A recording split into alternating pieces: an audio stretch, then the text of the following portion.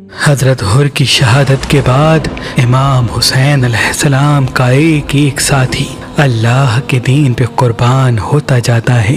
हज़रत अब्बास के जितने भी भाई थे वो सब इमाम हुसैन के कदमों में कुर्बान होते हैं। जनाब अब्बास के बेटे कुर्बान होते हैं। हज़रत हबीब इब्ने मज़ाहिर अपनी कमर में लाठी को बांध देता है ताकि वो झुकी हुई कमर सीधी हो जाए और आप मैदान में जाके शहादत का जाम पी लेते हैं। जनाब ओन और मोहम्मद शहीद हो जाते हैं। बस जैसे ही अजीज़ व अकारिब शहीद होने लगते हैं इतने में शहजादा कासिम इमाम हुसैन की खिदमत में आके अर्ज करता है, ऐ मेरे चाचा मुझे भी इजाज़त दें ताकि मैं भी आपके कदमों में कुर्बान हो जाऊं। इमाम हुसैन फरमाते हैं, ऐ मेरे प्यारे भतीजे तू मेरे भाई हसन की निशानी है। बस कासिम आके अपनी माँ को बताते हैं। आपकी माँ बीबी उम्मे फरवा फरमाती है, ऐ बेटे तुम्हारे बाबा हसन ने ये वसीयत की थी, एक वक्त ऐसा आएगा जब पूरी दुनिया मेरे भाई हुसैन के खिलाफ हो जाएगी। उस वक्त ये तावीज जो कासिम के बाजू पे बंधा हुआ है इसको खोलना ताकि मेरा भाई मेरे बेटे कासिम को इजाजत दे दे और मेरा बेटा कासिम मेरे भाई हुसैन के कदमों पे कुर्बान हो जाए। बस शहजादा कासिम को इजाजत मिलती है। आप मैदान में जाते हैं। जैसे ही आप शेर की तरह लड़ते हैं मगरिब का लश्कर मशरिक की तरफ, मशरिक का लश्कर मगरिब की तरफ भागता है। आप घोड़े की ज़ीं से ज़मीन पे आते हैं और आपका जिस्म पामाल हो जाता है। इमाम हुसैन जैसे ही अपने भतीजे की लाश पे पहुंचते हैं तो जैसे फूलों को चुना जाता है वैसे ही आपने अपने भतीजे के जिस्म के टुकड़े हवा में जमा किए। बस जैसे ही कासिम की पामाल लाश खयाम में पहुंचती है बीबियां रोती हैं। इतनी देर में जनाब अब्बास फरमाते हैं, ऐ मेरे मौला हुसैन अब तमाम साथी शहीद हो गए हैं, मुझे इजाजत दे दें। इमाम हुसैन फरमाते हैं, ऐ अब्बास तू फौज का सिपहसालार है, तुझे इजाजत कैसे दूं? जनाब अब्बास फरमाते हैं, मौला अब इस फौज में सिवाय अकबर और आपके कोई नहीं रहा। फिर आप फरमाते हैं, ऐ मेरे मौला बच्चे बहुत प्यासे हैं, 3 दिन मुसलसल प्यासे रहने की वजह से अब बच्चों से प्यास बर्दाश्त नहीं होती और मुझसे उनका तड़पना देखा नहीं जाता, मुझे हुक्म दे मैं दरिया से पानी लेके आऊं। इमाम हुसैन फरमाते हैं, ऐ अब्बास जा अपनी बहन जैनब के पास, अगर जैनब इजाजत दे दे तो फिर नहर फरात चले जाना। जनाब अब्बास बीबी जैनब से इजाजत लेके मैदान में आते हैं और शेर की तरह हमला करके दरिया फरात तक आ पहुंचते हैं। मश्क में पानी भर के बस वापस पलट ही रहे थे। इतनी देर में उमर बिन साद कहता है, देखते क्या हो, अगर पानी हुसैन के खयाम तक पहुंचा तो उनको मात देना बहुत मुश्किल है। अब्बास को घेर लो और दूर दूर से तीर चलाओ, वार करो ताकि अब्बास खैमे तक पानी न पहुंचा सके। बस जनाब अब्बास की यही कोशिश होती है कि चाहे कुछ भी हो ये पानी बीबी सकीना और इमाम हुसैन के बच्चों तक पहुंचे। जालिम तीरों की बारिश करते रहते हैं। इतनी देर में एक जालिम छुप के जनाब अब्बास पे वार करता है कि आपका एक बाजू कलम हो जाता है। आप अलम और मश्क दूसरे बाजू में संभालते हैं। जब दूसरा बाजू भी शहीद हो जाता है तो आप अलम और मश्क को अपने दांतों में संभाल के तेज तेज खयाम की तरफ बढ़ते हैं। तारीख ने लिखा आप पे इतनी तीरों की बारिश होती है कि आपका पूरा जिस्म तीरों से ढकने लगता है और एक तीर आपकी आंख में आ लगता है और एक तीर उस मश्क को लगता है जिसमें जनाब अब्बास ने बीबी सकीना और बच्चों के लिए पानी जमा किया था। बस जैसे ही आप देखते हैं कि मश्क से पानी बहना शुरू हो गया है आप झुक के अपनी आंख से तीर निकालना चाहते हैं। इतनी देर में जालिम पीछे से वार करता है और आप घोड़े की ज़ीं से ज़मीन पे आते हैं और आवाज देते हैं, ऐ मेरे आका हुसैन मेरी मदद करें। इमाम हुसैन जनाब अब्बास की लाश पे आते हैं। आप वसीयत करते हैं कि ऐ मेरे मौला मेरी लाश को खयाम में न ले जाना, क्योंकि सुबह से लेके अब तक आपने बहुत लाशें उठाई हैं और मैं बच्चों से शर्मसार हूँ कि मैंने पानी सकीना और असगर तक नहीं पहुँचाया। बस मौला हुसैन खाली मश्क और अलम लेके खयाम में आते हैं। बच्चे दूर से जब अलम को देखें तो उन्हें लगा शायद अब्बास चाचा आ रहे हैं, लेकिन देखते हैं कि खाली मश्क है और खून से भरा हुआ अलम इमाम हुसैन लेके आ रहे हैं और चचा इमाम हुसैन के साथ नहीं। बस बच्चे रोना शुरू करते हैं। इमाम हुसैन बच्चों को दिलासा दे के कहते हैं कि तुम्हारी प्यास को रहती दुनिया तक याद रखा जाएगा। मेरे नाना के दीन को बचाने के लिए ऐ मेरे बच्चों तुम्हारा प्यासा रहना जरूरी है। इतनी देर में जनाब अली अकबर फरमाते हैं, बाबा अब मुझे भी इजाजत दें। इमाम हुसैन शबी रसूल अली अकबर का माथा चूमते हैं। आप अपनी माँ और बहनों से इजाजत लेके मैदान में आते हैं और खुतबा देते हैं, ऐ लोगो देखो मैं तुम्हारे रसूल मोहम्मद मुस्तफ़ा सल्लल्लाहु अलैहि वसल्लम का हम शक्ल हूँ।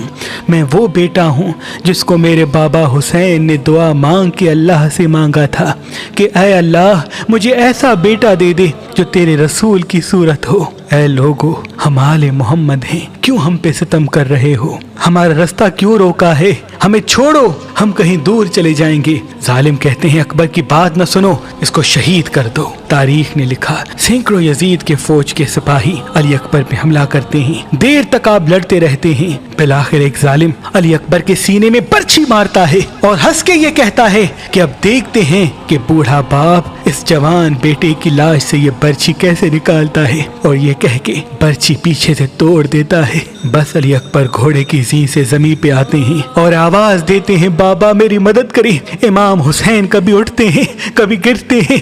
तारीख ने लिखा, जैसे कोई बच्चा अपने घुटनों के सहारे चलता है, वैसे ही आप आके अपने बेटे की लाश पे पहुंचते हैं और आवाज बुलंद करते हैं, ऐ अल्लाह मैंने इस्लाम के लिए अपना अकबर भी कुर्बान कर दिया। आप देखिए कि अली अकबर का एक हाथ आपके सीने पर है। आप पूछते हैं, ऐ मेरे बेटे क्या कोई तकलीफ है? जनाब अकबर फरमाते हैं, बाबा एक जालिम ने मेरे सीने में बर्छी मारी और कहता गया, अब देखते हैं ये बूढ़ा बाप अपने बेटे के सीने से ये बर्छी कैसे निकालता है।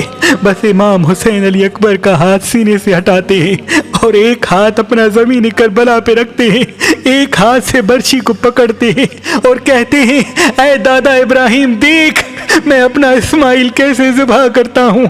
जैसे ही खींचते हैं तो अली अकबर इमाम हुसैन की गोद में तड़पने लगता है। आप कहते हैं, ऐ अल्लाह मेरे बच्चे की कुर्बानी कबूल करना।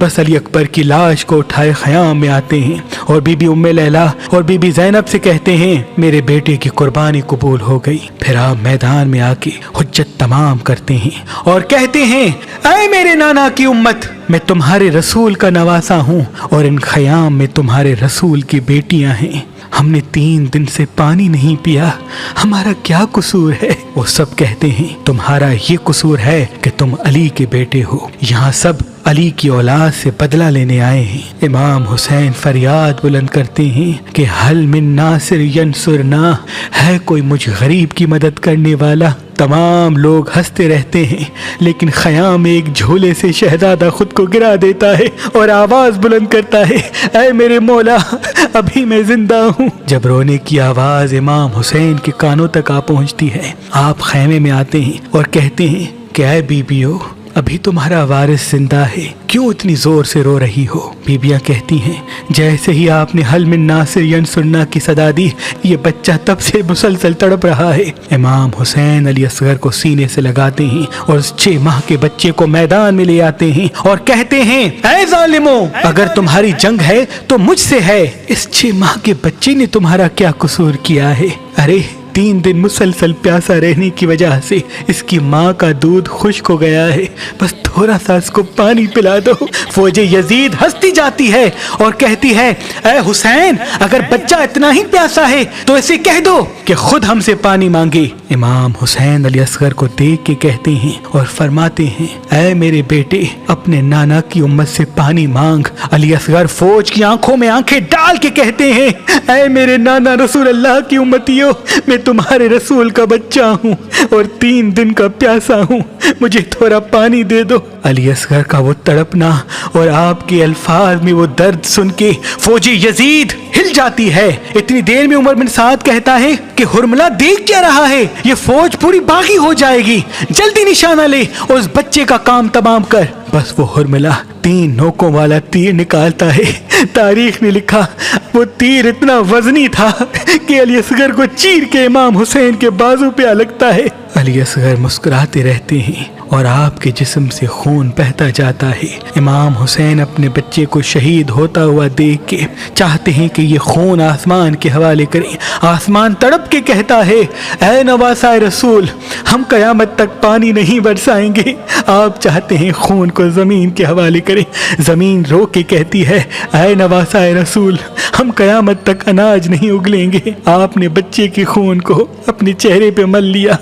और ख़याम में आके बीबी रुबाब को अस्कर देते हैं और कहते हैं, तुम्हारे अस्कर की कुर्बानी कबूल हो गई। बस फिर फटे पुराने कपड़े पहन के अपने बेटे सज्जाद के खेमे में आते हैं, जो उस वक्त बिस्तर बीमारी पे होता है। आप फरमाते हैं, ऐ सज्जाद, अपने बाप का आखिरी सलाम कबूल कर। इमाम सज्जाद चाहते हैं कि मुझे भी इजाज़त मिले मैदान में जाने की। इमाम हुसैन फरमाते हैं, सज्जाद, तुम्हारा इम्तिहान इतना आसान नहीं बेटा, हमें शहीद हो लेने दो, उसके बाद तुम्हें बेटियों और बहनों के साथ कैदी होना है और कूफा और शाम के बाजारों में पत्थर खाने हैं। फिर तमाम बीबियों से अलविदा कह के मैदान में आते हैं। तारीख ने लिखा, आपने खुतबा दिया और उस खुतबे में ये फरमाया, ऐ जालिमों, इस लश्कर में काफी ऐसे लोग भी मौजूद हैं जिन्होंने खुद अपनी आंखों से देखा है कि मेरे नाना हजरत मोहम्मद मुस्तफ़ा सल्लल्लाहु अलैहि वसल्लम मुझे अपने कंधों पे उठा के घुमाया करते थे, मुझे अपनी ज़बान चुसाया करते थे और ये कहते थे कि हुसैन व मिन्नी व अना मिनल हुसैन, मैं हुसैन से हूँ, हुसैन मुझसे है। उमर बिन साद शिमर जोर जोर से हंसते हैं और कहते हैं, हुसैन की बात न सुनो और हमला कर दो। तारीख ने लिखा, सैकड़ों सिपाही इमाम हुसैन पे वार करते हैं। इमाम हुसैन सबको फिन्नार करते हैं। फिर हजारों का लश्कर एक साथ हमला करता है। इमाम हुसैन उनको भी फिन्नार करते हैं। बस इतनी देर में आवाज आती है, हुसैन पे एक साथ हमला करो। बस एक तरफ रसूलुल्लाह का नवासा जो 3 दिन का भूखा प्यासा है और दूसरी तरफ 9 लाख का लश्कर। इमाम हुसैन शेर की तरह ऐसे हमला करते हैं कि फौज भागना शुरू कर देती है। कोई दरियाए फरात की तरफ भागता है तो कोई कूफे की तरफ वापस पलट जाता है। उमर बिन साद कहता है, मैंने खुद अली से सुना कि मेरे तमाम बेटों में से सबसे अच्छी जंग हुसैन लड़ता है। ऐ लोगों, हुसैन को मात देना नामुमकिन है, बस दूर चले जाओ और हुसैन को तीर मारो और कुछ सिपाही जाके ख़याम को आग लगा दें। जब हुसैन ख़याम की तरफ जाए तो तुम तीर मारना और जब हुसैन तुम्हारी तरफ आए तो तुम ख़याम की तरफ पलटना। बस सिपाही दूर जाके इमाम हुसैन को तीर मारना शुरू करते हैं। तारीख ने लिखा, कोई नेजा मारता है, कोई भाला फेंकता है, कोई तीर मारता है, कोई तलवार मारता है। जिसके पास मारने के लिए कुछ नहीं होता वो करबला की गर्म जमीन से पत्थर उठा के इमाम हुसैन को मारता है और वहां ख़याम को आग लगने की सूरत में बीबियों की आवाजें बुलंद होती हैं। इमाम हुसैन कभी ख़याम की तरफ जाते हैं, कभी मैदान की तरफ आते हैं। बस आवाज़ें गैब आने लगती है, ऐ हुसैन, तेरा अल्लाह तुझसे राजी हो गया। इमाम हुसैन अपनी तलवार को रोक लेते हैं और फौज यजीद में से कोई जालिम इमाम हुसैन की पुश्त पे वार करता है। आप घोड़े की ज़ीं से ज़मीन पे आते हैं और सजदा शुक्र में चले जाते हैं। मुसलसल अल्लाह की दरबार में अर्ज करते हैं, ऐ अल्लाह, तेरा शुक्र है कि तूने मोहम्मद के इस नवासे को इस अजीम इम्तिहान के लिए चुना। बस वहाँ ख़याम जलते रहे और यहाँ आप अल्लाह का शुक्र करते रहे। इतनी देर में जालिम आगे बढ़ते हैं और इमाम हुसैन का सर काटना चाहते हैं। तारीख ने लिखा, जो भी इमाम हुसैन के करीब आए, इमाम हुसैन की आंखों में उनको रसूल अल्लाह का चेहरा नजर आए, वो दूर चला जाए। शिमिर कहता है, ये काम मुझसे ही होना है। बस वो नवासा रसूल का सर काट के नोके नेज़ा पे बुलंद करता है और इमाम हुसैन के जिस्म मुबारक पे घोड़ों को दौड़ाया जाता है। आपकी लाश को पामाल कर दिया जाता है, आपके ख़याम को लूटा जाता है, आपकी मस्तूरात को बेचादर करके कैदी बनाया जाता है। लेकिन आपका सर मुबारक कटने के बाद भी नोके नेज़ा पे बुलंद होकर तमाम इंसानों के नज़दीक ये पैगाम देता है कि ला इलाहा इल्लल्लाह मुहम्मदुर रसूलुल्लाह, अल्लाह के सिवा कोई इबादत के लायक नहीं और मेरे नाना हज़रत मोहम्मद मुस्तफ़ा सल्लल्लाहु अलैहि वसल्लम अल्लाह के रसूल हैं।